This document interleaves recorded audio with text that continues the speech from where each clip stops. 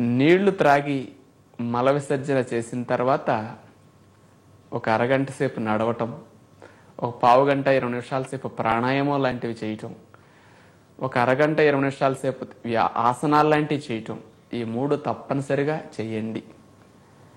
ఎందుకంటే ఈ పొట్ట కండరాలవి, పొత్తికడుపు కండరాలు కానీ, గర్భాశయ కండరాలు కానీ ఇవన్నీ బలపడాలంటే వ్యాయామాలు అవసరం.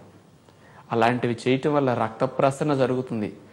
అంటే అలాగే కదలకుండా కూర్చుంటే ఆకలి వేయదు, అరుగుదల సరిగా ఉండదు, తిన్నది వంట పట్టదు.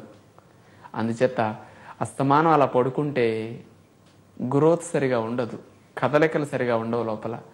అంచేత ఉదయం పూట గంటన్నర సేపు తప్పనిసరిగా అలాంటి ప్రక్రియ ప్రతి గర్భిణి చేస్తే మంచిది. వ్యాయామ కార్యక్రమాలు కాస్త పూర్తయిన తర్వాత మరలా నీళ్ల సీసా తీసుకుని రెండవసారి లీటర్ పావో లీటర్న్నరో మీరు త్రాగగలిగినంత త్రాగండి.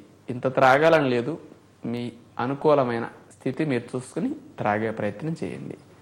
రెండవసారి మల విసర్జన కోసం ప్రయత్నం చేయండి, బాగుంటుంది. అదే పల్లెల్లో ఉండి పొలాలకు వెళ్ళి బాగా కాయ కష్టం చేసుకుని శ్రమ చేసేవారు ఆసనాలు ప్రాణాయామం ఏమీ చేయక్కర్లా. వాడు మామూలుగా నీళ్లు త్రాగి మల విసర్జన 2 సార్లు చేస్తే సరిపోతుంది. నీడపట్టు నుండేవారందరూ ఇటు వ్యాయామాలు తప్పనిసరిగా చేయాలి. ఇది పరగడుపు కార్యక్రమం. ఇక మొదట ఆహారంగా ఏం తీసుకుంటే మంచిది? మనం ఇన్నాళ్ళు పాలు, మరి బ్రెడ్, ఆమ్లెట్, ఇక వీటితో పాటు గుడ్లు, ఇలాంటివి టిఫిన్లు, ఇడ్లీ, దోశలు, ఉప్మా, పెసరట్లు లాంటివి తీసుకోవటం అలవాటు. అలాంటివి వదిలేయండి. ఏవో ఇన్నాళ్ళు అందరూ తిన్నారు, అలాగే మీరు చూశారు. ఇప్పుడు మేము చెప్పే ఆహారం లాంటివి తినండి. ఎంత చక్కటి ఆరోగ్యం మీలో ఉంటుందో మీకే తెలుస్తుంది కదా, ఎక్స్పీరియన్స్. ఉదయం పూట మన విటమిన్స్, మినరల్స్, ఎంజైమ్స్, మైక్రోన్యూట్రియంట్స్ని అందించటం కొరకు ప్రకృతి సిద్ధమైన రసాలను త్రాగితే మంచిది.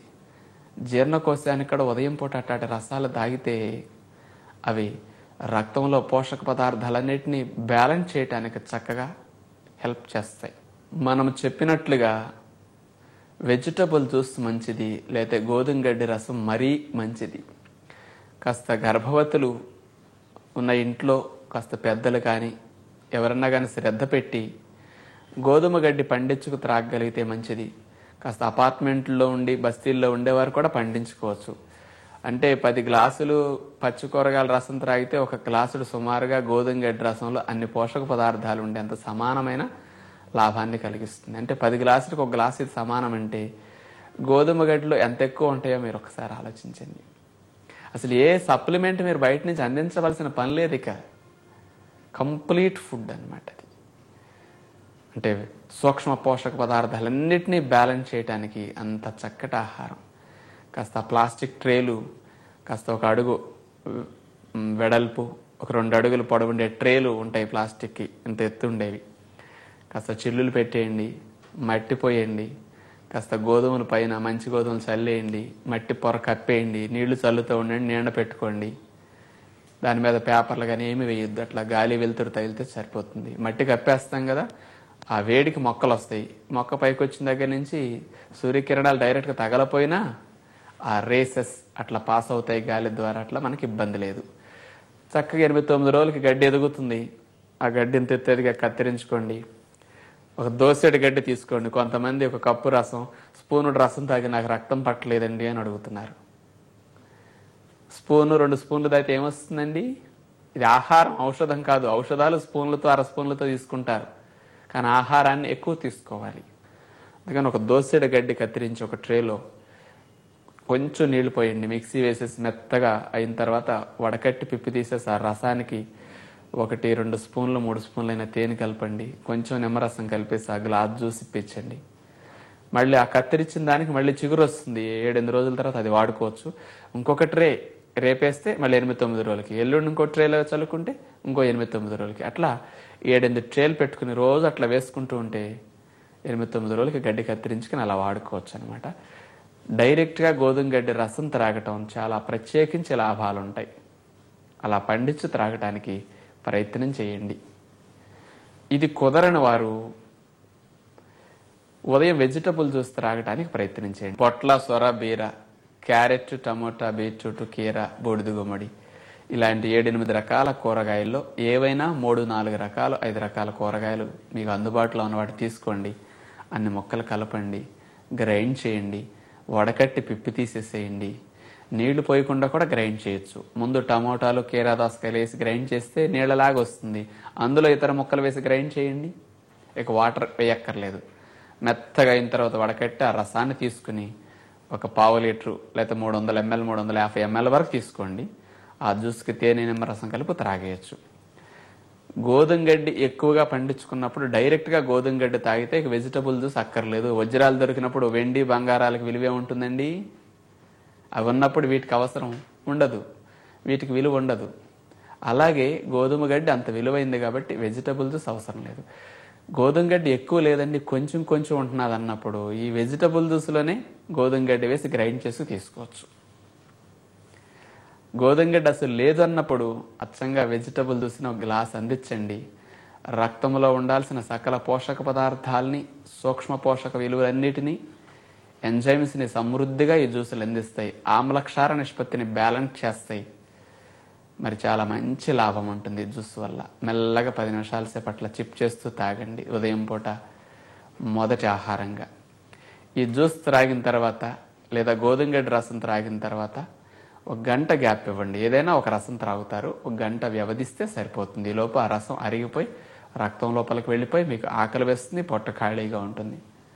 అప్పుడు గర్భిణి ఉదయం పూట బ్రేక్ఫాస్ట్ని ఏం తీసుకోవాలి? ఇక్కడ మన శరీరానికి కావలసిన మంచి పోషక విలువను అందించేటట్లుగా మనం జాగ్రత్త పడాలి. ముఖ్యంగా మాంసకృతులు చాలా ఎక్కువ మోతాదులో గర్భిణీకి కావాలి. అలాంటి మాంసకృతుల కోసం ఏవో పాలల్లో పొళ్ళు, రకరకాలుగా ఏవో ప్రయత్నాలు చేస్తుంటారు. అవేమీ కొనుక్కోవాల్సిన పని లేకుండా మనం చెప్పే ఆహారంలో చాలా మంచి మాంసకృతులు మీకు అందుతాయి. నానపెట్టిన వేరుశెనగ పప్పులు ఒక 2 గుప్పిళ్ళు పెట్టుకోండి. రాత్రి నీళ్ళలేస్తే ఉదయానికి నానుతాయి. లేదా కొన్ని ప్రాంతాల్లో పొలాన్ని పీకిన పచ్చి వేరుశెనగకాయలు అమ్ముతారు, అవి ఒలుసుకుని డైరెక్ట్గా తినొచ్చు. ఎండిపోయిన పప్పులు అనుకోండి, వాటిని నానపెట్టేస్తే ఒక 2 గుప్పెళ్ళు చాలా బలం, హయ్యెస్ట్ ప్రోటీన్ ఉన్న గింజలు అవి. అంటే వీటికంటే సోయా చిక్కుడు కూడా ఉంటాయి. సోయా చిక్కుడు తినలేము, నోటికి బాగోవు కాబట్టి ఇక్కడ వద్దు. అవి మధ్యాహ్నం పూట ఎట్లా వాడుకోవాలి నేను చెప్తాను. అందుకని నానపెట్టిన వేరుశెనగ పప్పులు 2 గుప్పెళ్ళు. ఇది బాగా మంచి మాంసకృతుల కోసం అనుకోండి. నెక్స్ట్ మంచి కొవ్వు పదార్థం కోసం కొవ్వు కూడా కావాలి ప్రతిరోజు మనకి. పచ్చి కొబ్బరి తురుమేసి అంత కొబ్బరి తురుము పెట్టుకోండి. నమలటానికి శ్రమ లేకుండా కొబ్బరి తురుము బాగుంటుంది. ఇటు వేరుశెనగ పప్పులు, కొబ్బరి తురుము.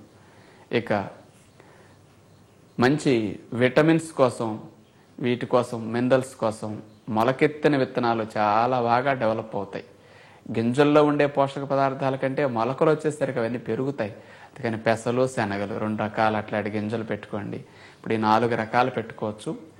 వీటితో పాటు ఒక నువ్వుల ఉండ, హైయెస్ట్ కాల్షియం ఉన్న గింజ నువ్వులు, పచ్చి నువ్వుల్ని తొక్కేసి లేకపోతే మిక్సీలో వేసి మెత్తగా పౌడర్ అయిన తర్వాత ఒక 2 స్పూన్లు తేనెతో కాస్త ఎండు కొబ్బరి కలిపేసి ఉండ చేసుకుంటే ఏ రోజుకి ఆ రోజు ఉండలు బాగుంటాయి.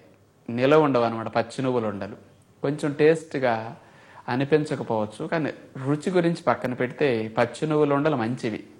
ఖర్జూరం కూడా వేసి మీరు తొక్కుని ఈ మొలకలతో పాటు నువ్వుల ఉండలు కూడా తినొచ్చు అనమాట. ఇటు మంచి కాల్షియంకి, మంచి మాంసకృతులు, మంచి ప్రోటీన్, మంచి పిండి పదార్థాలు, ఇవన్నీ మంచి విటమిన్స్, మినరల్స్తో కలిగినవి ఉంటాయి.